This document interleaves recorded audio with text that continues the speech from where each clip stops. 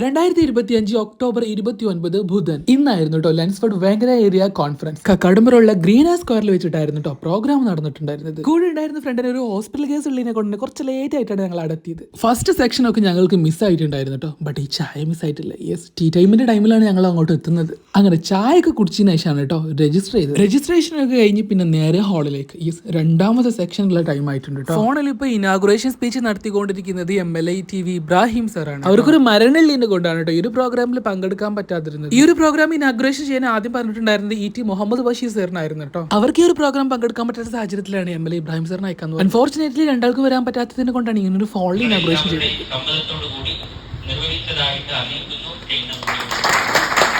ഈ ഒരു പ്രോഗ്രാമിലെ ടൈറ്റിൽ സ്പോൺസേഴ്സ് ആയിട്ടുള്ള റൂമി ഫർണിച്ചർ ആൻഡ് ഇന്റീരിയർ അവർക്ക് നൽകുന്ന ഒരു സ്നേഹോപഹാരമാണിത്.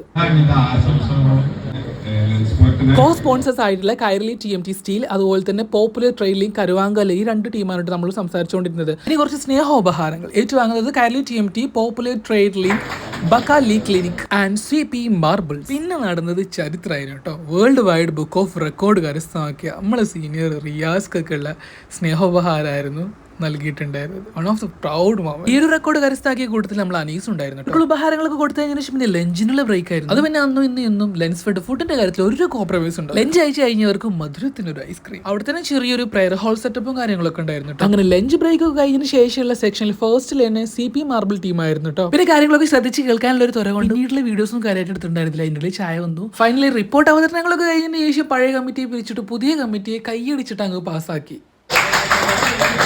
പ്രോഗ്രാമിൽ പങ്കെടുത്തിട്ടുള്ള എല്ലാവർക്കും ഒരു ഗിഫ്റ്റ് ഉണ്ടായിരുന്നു കേട്ടോ. പോപ്പുലർ ട്രേഡ് ലീഗിന്റെ വക ഈ ഒരു ക്ലോക്കും പിന്നെ ഡീസോഡ് മാർക്കേഴ്സിന്റെ വക എല്ലാ എഞ്ചിനീയേഴ്സിനും യൂസ്ഫുൾ ആകുന്ന ഈ ഒരു ഗിഫ്റ്റ് ഉണ്ടായിരുന്നു കേട്ടോ. അപ്പൊ ഇന്നത്തെ വിശേഷങ്ങൾ ഇവിടെ അവസാനിക്കും. ജയ് ലെൻസ്ഫോർഡ്. Stay tune for next video. By.